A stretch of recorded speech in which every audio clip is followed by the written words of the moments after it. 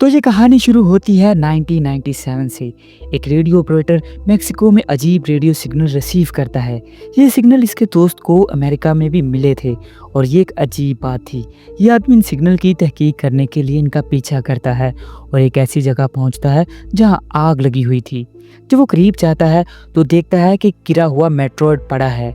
जैसे इसने देखा, इसका कुत्ता जोर जोर से भौंकने लगा।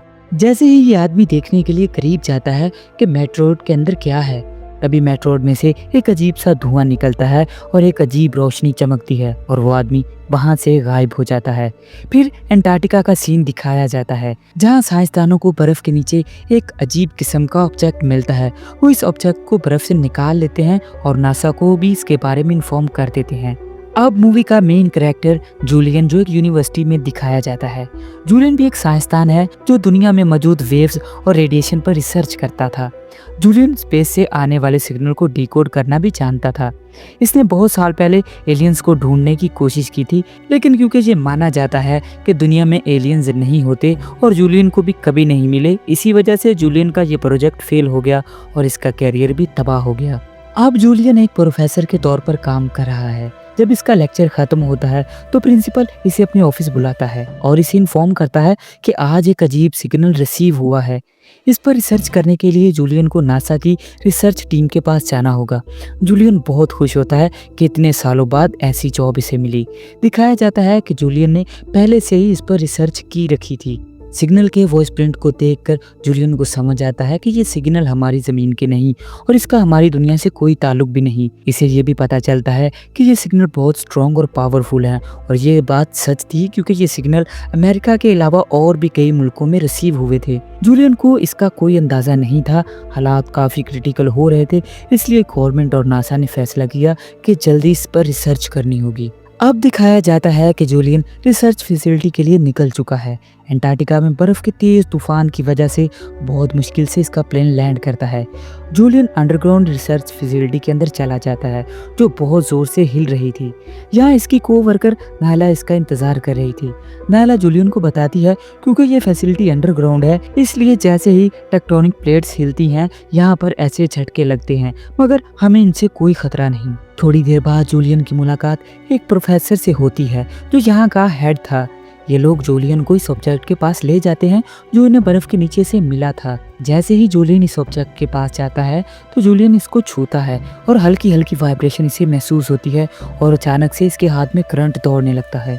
इससे जूलियन को समझ आता है कि इस ऑब्जेक्ट में किसी तरह की पावर मौजूद है। फिर हमें दिखाया जाता है कि एक और लड़की वहां पर आती है जिसका नाम केट है और हमें ये भी पता चलता है कि केट जूलियन की एक्स वाइफ है।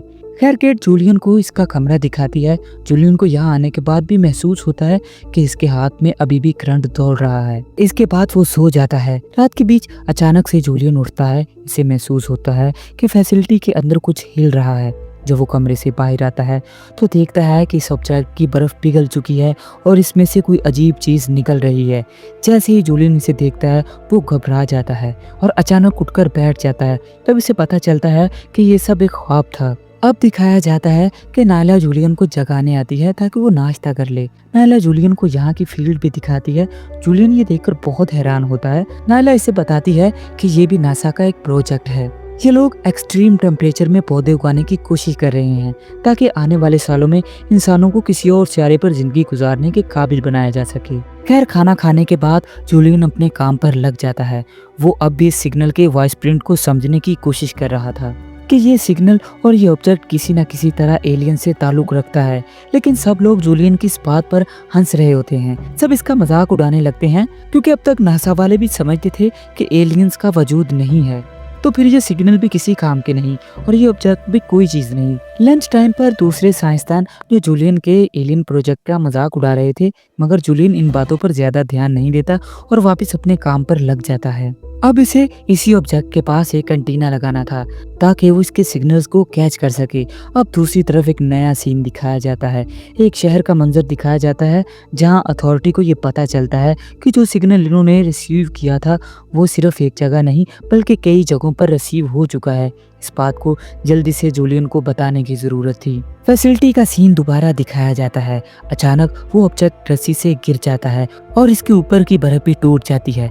अब ये दिखाया जाता है कि इसका सरफेस किसी अजीब जानवर जैसा था, मगर जब इसे हाथ लगाया गया तो एक पत्थर जैसा महसूस हुआ। माइकल और दूसरे साइंटिस्ट समझते हैं कि ये एक मेट्रॉयड है, लेकिन जूलियन इनसे सहमत नहीं होता क्योंकि मेट्रॉयड से कभी सिग्नल नहीं निकलते, मगर इस ऑब्जेक्ट से लगातार सिग्नल निकल रहे थे। जूलियन अब इस सिग्नल्स को डिकोड करना शुरू करता है, जबकि माइकल और दूसरे साइंटिस्ट ये समझते हैं कि ये सिर्फ एक टाइम डिस्क है।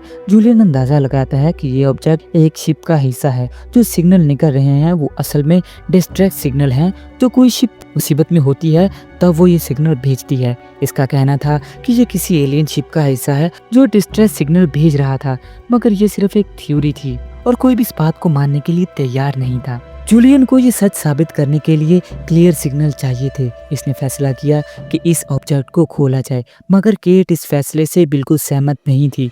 इसने जूलियन से कहा कि हो सकता है कि इसके अंदर कोई वायरस हो। केट कहती है अगर इस ऑब्जेक्ट के अंदर कोई एलियन है तो हम भी इससे लड़ने के लिए तैयार नहीं, क्योंकि वो हमसे कई गुना ज्यादा एडवांस हो सकता है और अगर वो एक शिप के साथ यहाँ तक आ गया तो समझ लो कि हमारी टेक्नोलॉजी इसके सामने कुछ भी नहीं। केट की बात भी ध्यान में रखी गई, मगर फिर भी सब साइंटिस्ट ने फैसला किया कि इस ऑब्जेक्ट को खोला जाए। अब ऑब्जेक्ट को काटने का काम शुरू होता है। जैसे ही ये काटा जाता है एक टुकड़ा टूटकर गिर जाता है। प्रोफेसर लेक्सी से उठाता है तो ध्यान से देखकर केट से कहता है ये मेट्रॉयड नहीं है, ये एक सॉल्ट कार्बन से बना हुआ मटेरियल है जो दुनिया में नहीं पाया जाता। ये सिर्फ खुद से बनाया जा सकता है। अब दिखाया जाता है कि जूलियन अपने कमरे में होता है, तभी नायला वहां आती है। नायला इससे सिग्नल के कोड्स और वॉइस प्रिंट के बारे में पूछती है। जब नायला ने इसे कुछ हिंट्स दिए तो जूलियन को महसूस हुआ कि ये किसी पजल की तरह है। इस पजल को सॉल्व करने के लिए इसने जूलियन को कुछ और हिंट्स दिए और जब जूलियन इसके आइडिया को फॉलो करके डिकोड करने लगा तो वो जल्द ही असल मैसेज तक पहुंच जाता है। असल मैसेज ये था, डोंट ओपन इट। जैसे ही दोनों ने ये देखा तो दोनों बहुत घबरा गए और फौरन नीचे भागे ताकि जो लोग इसे खोल रहे थे इन्हें रोका जा सके, मगर जब तक ये लोग वहां पहुंचे देर हो चुकी थी। ये लोग पहले ही इस ऑब्जेक्ट को खोल चुके थे। जैसे ही ऑब्जेक्ट खुला इसमें से एक अजीब एनर्जी बाहर निकल आई और जैसे ही ये एनर्जी बाहर आई इसने कुछ साइंटिस्ट को फौरन मार दिया। इसके बाद वहाँ एक बहुत बड़ा ब्लास्ट होता है। नायला और जूलियन ये देख रहे थे, सब कुछ बहुत तेजी से हो रहा था। अब दिखाया जाता है कि इस ऑब्जेक्ट के अंदर वाकई एक एलियन था, एक अजीब एलियन जिसमें से एसिडिक धुआं निकल रहा था और जैसे ही ये धुआं इंसानों की तरफ बढ़ता वो मर जाते। फिर सीन कट होता है। दूसरी तरफ दिखाया जाता है कि अमेरिकन अथॉरिटी को ये पता चल गया कि इस ऑब्जेक्ट के अंदर एक एलियन था।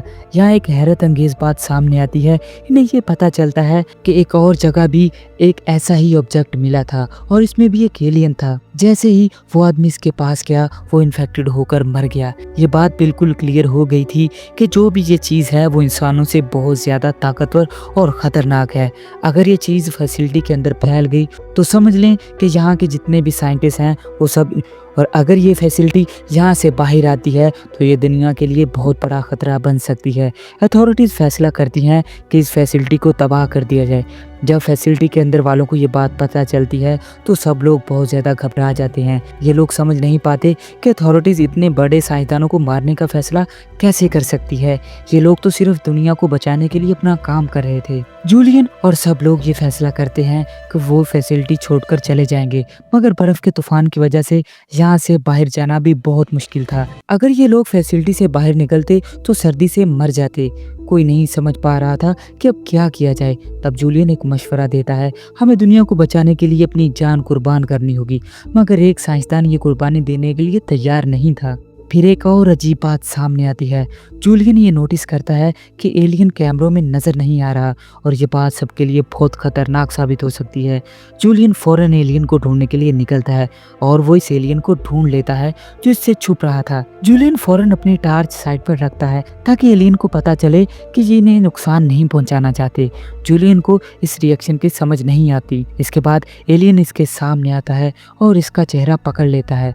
अब एलियन अपनी पावर से जूलियन को बहुत सारी चीजें दिखाने लगता है। वो जूलियन को अपने सफर की कहानी दिखाता है कि कैसे यहाँ तक आया। जूलियन अभी एलियन की कहानी समझ ही रहा था कि अचानक एक पायलट पीछे से आया और एलियन पर गोली चला दी। एलियन फौरन मर गया।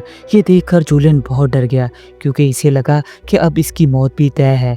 जूलियन ने सोचा कि जब भी कोई इंसान इस एलियन से कांटेक्ट में आया वो या तो मर गया या फिर वो इस एलियन का होस्ट बन गया। अगर ये सब लोग अभी भी जिंदा हैं तो इसका मतलब ये है कि एलियन ने इनके अंदर अपना असर छोड़ दिया है और अगर एलियन मर चुका है तो हो सकता है कि ये लोग भी जल्द ही मर जाएं। एलियन की ये थ्योरी सबको फजूल लगी। उन्होंने कहा हमें अब यहाँ से निकलना चाहिए, मगर जूलियन ने सबको रोक दिया। इसने कहा जब तक सबका ब्लड टेस्ट नहीं हो जाता कोई भी यहाँ से बाहर नहीं जाएगा। अब सबका ब्लड टेस्ट किया गया और जैसे ही टेस्ट का रिजल्ट आया एक हैरत अंगेज बात सामने आई। सभी लोगों के खून में एलियन वायरस था और जैसे ही कोई बाहर जाता वो फौरन मर जाता। जूलियन ने समझा कि एलियन ने इन सबको सिर्फ इसी वजह से नहीं मारा क्योंकि इसने इनके जिस्मों को अपना होस्ट बना लिया था। जूलियन ने एक और फैसला किया, फैसिलिटी के एंट्रेंस का पूरा कोड बदल दिया ताकि कोई भी इस जगह से बाहर ना जा सके। इस टाइम दूसरी तरफ सोल्जर एक फैसिलिटी को ब्लास्ट करने के लिए आने वाले थे, मगर एक साइंसदान जो अपनी जान नहीं देना चाहता था इसने अचानक उठकर एक पायलट को पकड़ लिया और फैसिलिटी के अंदर ही लड़ाई का माहौल बना दिया। मौका देखकर वो साइंसदान पिछले दरवाजे से भाग गया। जैसे ही वो साइंसदान खेतों से गुजरा आसपास के सारे पौधे मुरझाने लगे। ये देखकर पायलट को एहसास हुआ कि वो भी एलियन की तरह टॉक्सिक बन चुका है। अगर वो बाहर गया तो अपने ही लोगों की मौत का सबब बनेगा। जूलियन ये सब देख रहा था। वो अपनी जान बचाने के लिए इतना खुदगर्ज नहीं हो सकता था कि दुनिया को खतरे में डाल दे। इसने फैसला किया कि वो बाहर जाएगा। जूलियन का ये फैसला सुनकर साइंसदान बहुत गुस्सा हो गया और इसने जूलियन पर गोली चला दी। इसी दौरान जूलियन को पता चला कि वो साइंसदान फैसिलिटी से निकलने की कोशिश कर रहा है। तभी जूलियन इसे रोकने के लिए भागा, मगर तब तक देर हो चुकी थी। साइंसदान दरवाजे से निकल गया, मगर जैसे ही वो बाहर आया एक और हैरत अंगेज बात सामने आई। एलियन स्पेसशिप की एनर्जी पूरी फैसिलिटी को घेर चुकी थी। जैसे ही साइंसदान इस एनर्जी के कांटेक्ट में आया वो फौरन मर गया। जूलियन ने अपनी अक्लमंदी का सबूत दिया। इसने फौरन अपनी सांस रोक ली और इसने महसूस किया कि ये एनर्जी इसकी जान बचा लेगी और इसका ये तरीका काम भी कर गया। जूलियन फौरन से वापस फैसिलिटी के अंदर आ गया। सभी साइंसदानों को बुला लिया। इसने कहा अगर हम सब इस रोशनी में खड़े होकर अपनी सांस बंद कर लें या थोड़ी धीमी कर लें तो हम मिसाइल अटैक से बच सकते हैं। इसने एक और थ्योरी समझाई, हमें एलियन ने होस्ट बना लिया है और ये एलियन एनर्जी अपने होस्ट को बचाएगी। सब लोग इस थ्योरी पर अमल करने लगे। जैसे ही अथॉरिटी ने फैसिलिटी पर मिसाइल फायर किया वही एलियन एनर्जी सबको लेकर आसमान की तरफ उड़ गई जैसे वो एक शिप बन चुकी थी। ये साफ नहीं था कि एलियन एनर्जी ने इनको बचा लिया था, और अगर हाँ तो क्या अब ये सब लोग किसी दूसरे सियारे पर मौजूद हैं? इसी सस्पेंस के साथ ये कहानी यहीं पर खत्म होती है। अगर आपको वीडियो अच्छी लगी हो तो आप कमेंट करके बता सकते हैं या वीडियो को लाइक कर सकते हैं।